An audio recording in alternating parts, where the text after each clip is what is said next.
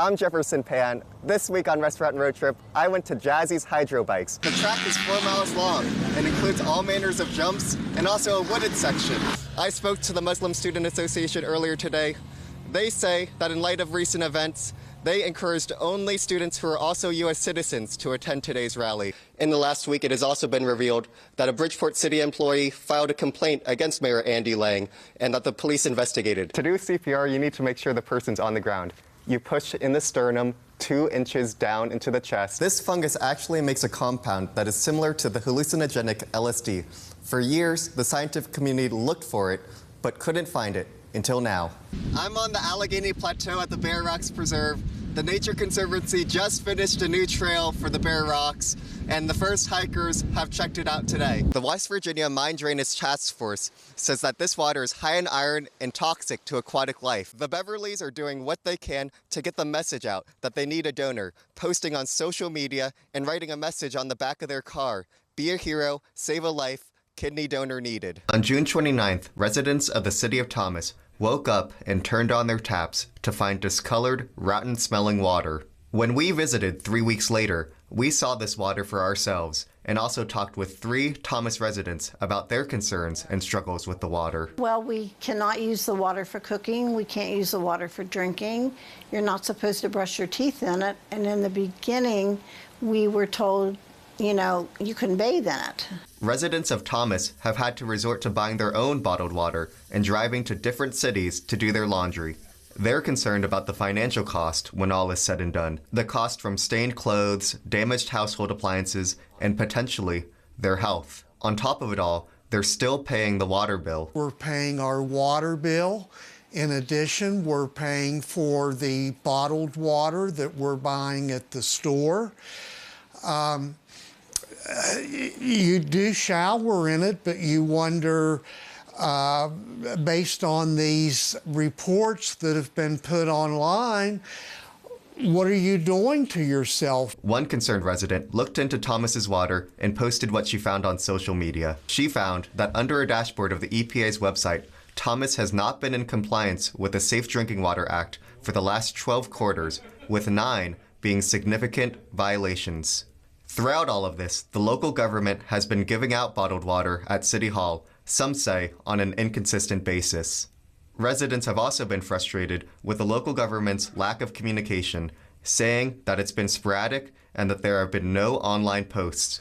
One resident gave us the boil water notice that was posted at the post office on July 3rd, which cites high iron levels in the reservoir as the problem. Another resident, Joe Dumeyer, said he had a conversation with one of the city council members who pointed to the drought as the source of the problem and said that they were reaching out to the governor and a senator for help.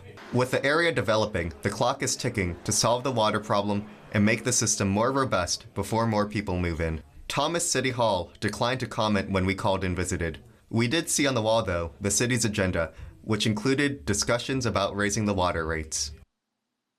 Reporting for 12 News, I'm Jefferson Pan. It was really terrifying because I had no idea what was going on.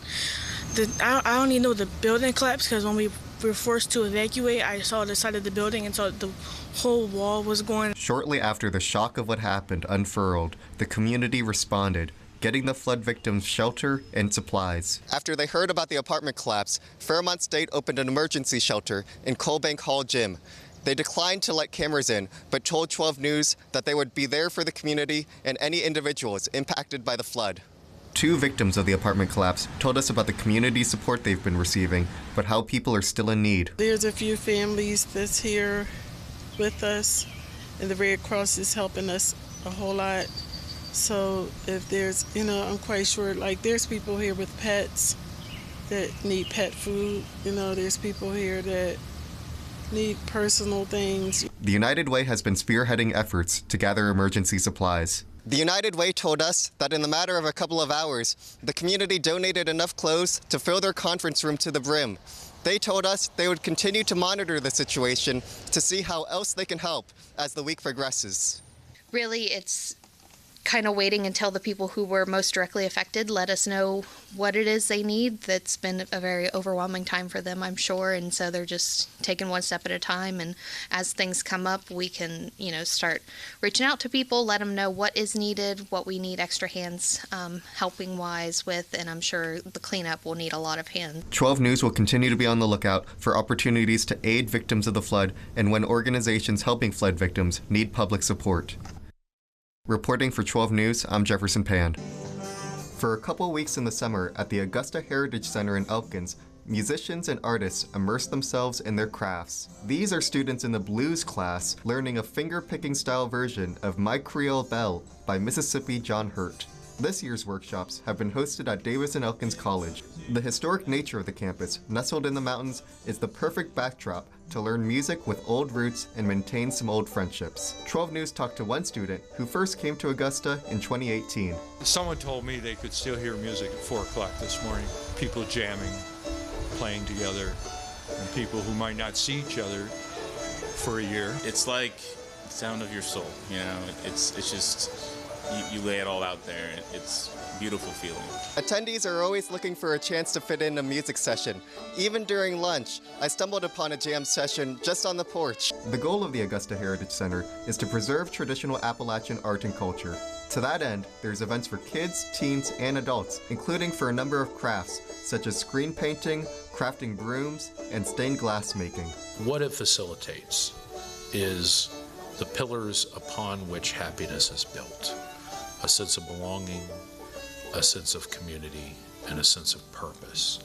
And so while you may see a guitar class or a stained glass class or a weaving class, what's really happening is a community is being built.